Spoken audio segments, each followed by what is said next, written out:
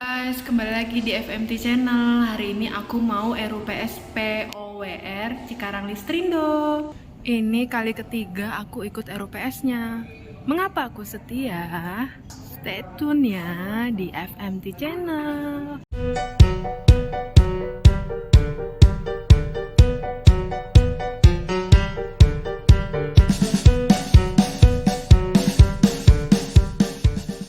Guys, tempat RUPS-nya di Sheraton Grand Jakarta sejak 2021, 2022 sampai 2023. Di sini terus nih, guys. Jadi ya, kita ada di lantai 3 di ruangan Sapphire and Emerald. Kita ikutin proses registrasi. Dan jam 10 tepat akan dimulai. Bapak Andrew Kalabeka selaku Direktur Utama, Bapak Matius Giaman selaku Direktur Komersial, dan Bapak Kristanto Pranata selaku Direktur Keuangan. Dengan pertumbuhan 70% pada 2022 dan akan terus bertumbuh di masa depan. PT Cikarang Listrindo Tbk didukung dengan kualitas sumber daya manusia yang unggul dan didasari oleh nilai perseroan. STAR telah mempersiapkan diri untuk menuju ekosistem modern, ramah lingkungan, berdaya saing tinggi dan berkelanjutan, serta tangguh dalam menghadapi tantangan. Transformasi perseroan diwujudkan melalui pengembangan energi ramah lingkungan dan penerapan bisnis berkelanjutan. Hingga akhir 2022, perseroan telah memasang 12,5 MW peak PLTS atap dan sebesar 8,8 MW peak sedang dalam proses. Perseroan juga terus meningkatkan penggunaan energi ramah lingkungan berbahan bakar nabati seperti cangkang sawit dan serpihan kayu, sejalan dengan target pengurangan emisi gas rumah kaca perseroan hingga 20% pada 2030.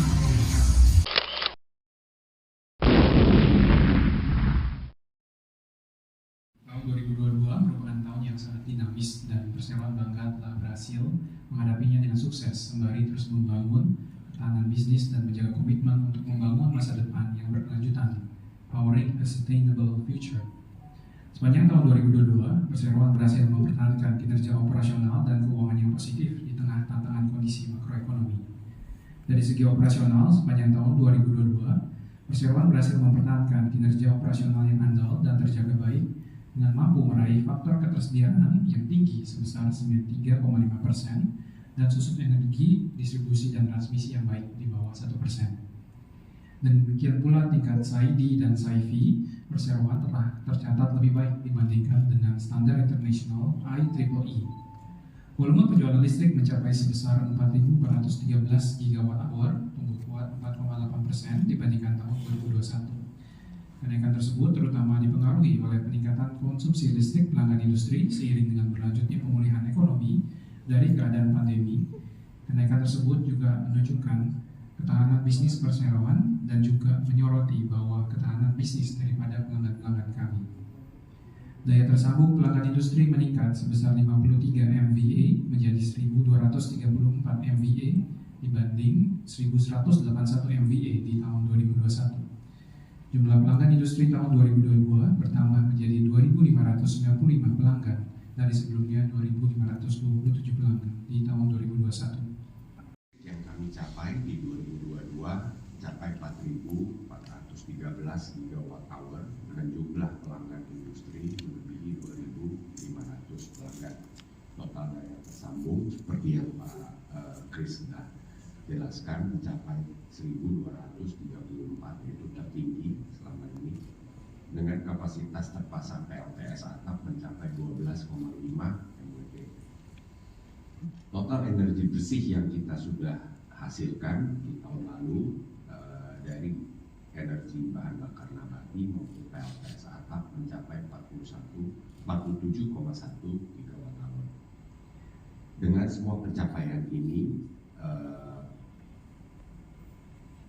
dan performance keuangan perseroan selama 2022, peringkat grade perseroan dari S&P Global adalah stabil, kemudian dari Moody's BA1, BA1 stabil.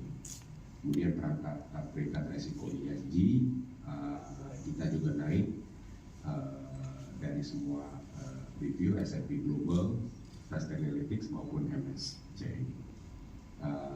Kita juga telah mendapatkan profil hijau untuk PLTG Bujang BK dan profil biru untuk PLTU Babelan.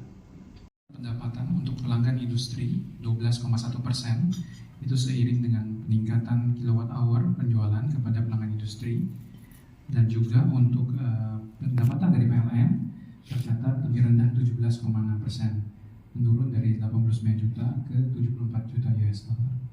Nah, ini diakibatkan dari penurunan KWH 6%, lalu juga di tahun tersebut terdapat perubahan daripada tarif listrik PLN karena kebijakan daripada pemerintah yang menurunkan harga gas PGN untuk PLN sejak Juli 2021 diturunkan menjadi $6 per MMBTU, di mana di situ menurunkan komponen fuel yang mengakibatkan ada penurunan di pendapatan, dan seiring juga nanti akan terdapat penurunan biaya untuk gas PGN pada PLN. Di bagian biaya di tahun 2022 kita membukukan biaya 417 juta US dollar atau naik 12,7% dibandingkan tahun lalu 2021. Beberapa faktor yang kenaikan yang lebih signifikan. Yang pertama adalah kenaikan dalam biaya bahan bakar. Kami mencatatkan 261 juta US dollar atau meningkat 14,1% dibandingkan tahun 2021, yaitu hanya 229 juta US dollar. Ini akibat meningkatnya aktivitas pembangkitan yang lebih tinggi di tahun 2022 dibandingkan 2021, sesuai dengan penjelasan bahwa penjualan kilowatt hour listrik pada pelanggan industri itu meningkat. Kita bisa lihat bahwa level FCCR dan juga leverage ratio yang kami bukukan ini jauh lebih baik daripada yang diharuskan di covenant untuk obligasi internasional kami. Jadi untuk FCCR kami diminta untuk memaintain dari 1 sampai 2,5 kali. Kami FCCR sekarang ada di 7,2 kali. Lalu untuk leverage ratio kami diminta memaintain di bawah 3,75 kali. Sekarang kami berada di tahun 2022 membukukan 0,9 kali. Sehingga selama 3 tahun dari 2020 sampai 2022 di sini kami membukukan hasil yang lebih baik dibandingkan daripada yang seharusnya. Ke depan listrik. Area kelima kawasan industri, kalau bisa kita lihat di peta ini, adalah area yang sangat strategis karena ini salah satu permulaan perindustrian di daerah ini, kurang lebih 35-40 tahun yang lalu. Nah, sekarang pemerintah telah menetapkan daerah Bekapur, Bekasi, Purwakarta, semua ini untuk dijadikan daerah industri dengan banyak pembangunan infrastruktur yang telah dimulai oleh pemerintah.